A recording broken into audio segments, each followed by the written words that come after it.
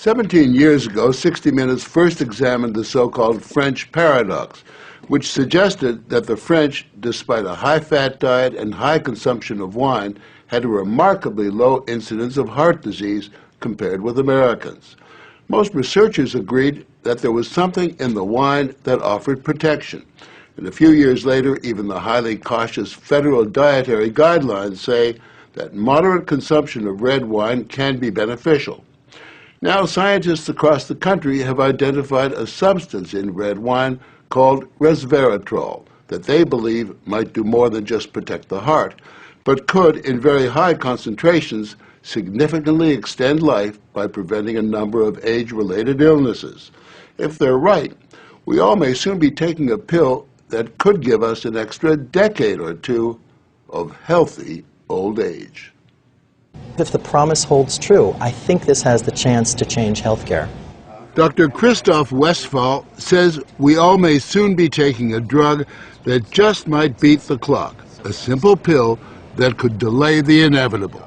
Our goal is to prevent and forestall many of the diseases that strike us as we reach 50, 60, and 70, all with one pill. What you're suggesting is there's some kind of rejuvenation drug that turns a 70-year-old into a 35-year-old. That might be pretty hard to do, but I think if we're on a train heading one direction, we can slow down that train. I think we can slow down these genes that control the aging process.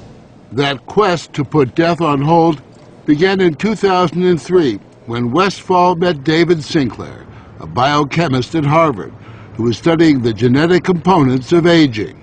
5 years ago, I met David, and he had shown that you could extend lifespan in yeast. That's pretty exciting. Now, if you happen to be a yeast, it's very exciting.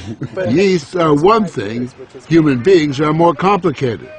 So Sinclair focused on a gene present in almost all life forms, the sirtuin gene. It's normally inactive, but when it is active, Sinclair believes it triggers a survival mechanism that extends life. Convinced that something in nature could activate that gene, Sinclair randomly tested thousands of compounds. And bingo, he got a hit, resveratrol. When I Googled this resveratrol, I was shocked to find that red wine was the top hit. Red wine is brimming with resveratrol. It's found in high concentration in the skin of the grape and seems to play a role in protecting it from invading bacteria and fungi. Were you aware of the research into red wine that it offered certain health benefits? Oh, sure. I mean, that's why I almost fell off my chair when the link was made, and I thought that this was a potential explanation for the benefits of red wine. Convinced they were on the verge of a major scientific breakthrough, Sinclair and Westphal launched Certris, a Cambridge, Massachusetts research company. They, along with a handful of other cutting-edge biotech companies, are developing resveratrol-based drugs that they believe zero in on the longevity gene. The important news here is not that we found something in red wine. The important thing is that we passed a milestone where we can now make drugs based on this knowledge and potentially slow down aging itself. Everyone from plastic surgeons to your friendly snake oil salesman have been promising a ticket to eternal youth for some time. So the prospect of a prescription pill based on red wine that could trigger a longevity gene sounds too good to be true. And yet, scientists have actually known for years of one surefire way of doing that. Stay hungry. We have a pill that can mimic many of the effects of calorie restriction or exercise. So one can be very healthy and obese at the same time. Our goal is healthy individuals, ideally via lifestyle, and if that doesn't work, we believe that we'll have a pill that can mimic that. A pill that, in effect, diets for you. A pill that turns on the survival gene. And what we're trying to do with our drugs here is to put the body in a defensive state, to ring the alarm bells and get the body to defend itself, instead of dieting to set the alarm off, pop a pill. The pill is a highly concentrated form of resveratrol, a virtual vineyard of healthy living. How much red wine would you have to drink to get the kind of resveratrol that you're using? The sad news is that you'd need to drink about 1,000 bottles a day of red wine, which I don't recommend.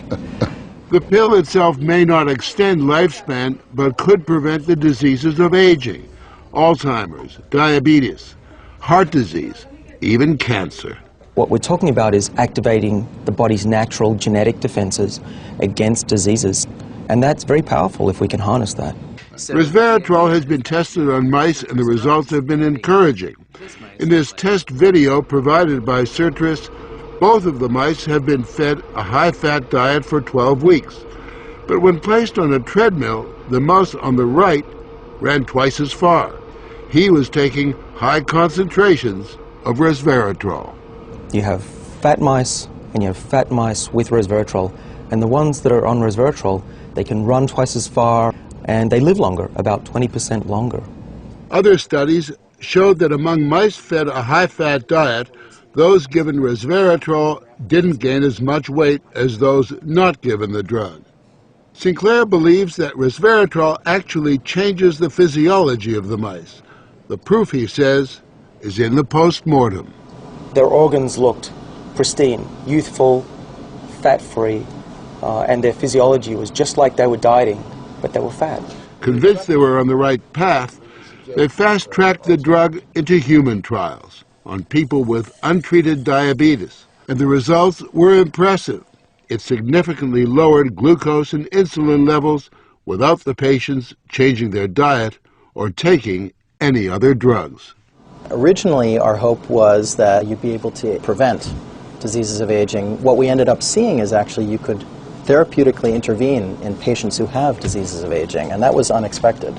Yeah, the diabetic patients have high blood sugar and the molecules bring it down. That's treatment, that's not prevention.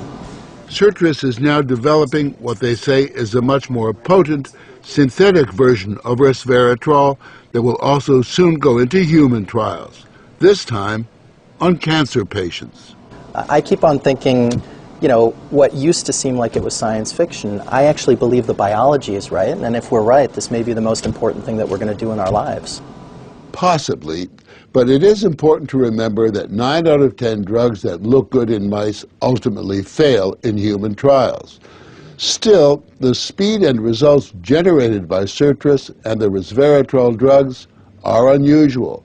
And Sinclair believes these drugs will not only keep people living longer, but will keep them healthy longer.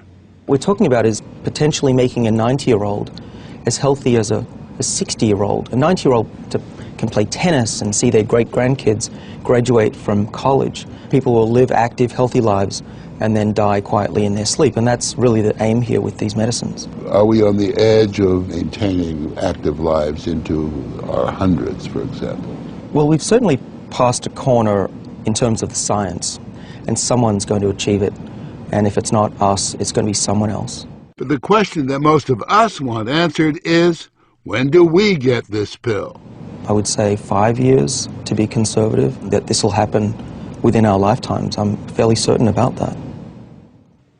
One measure of the potential of this research, Dr. Sinclair and Dr. Westfall's little startup company was recently bought by the pharmaceutical giant GlaxoSmithKline for almost $750 million.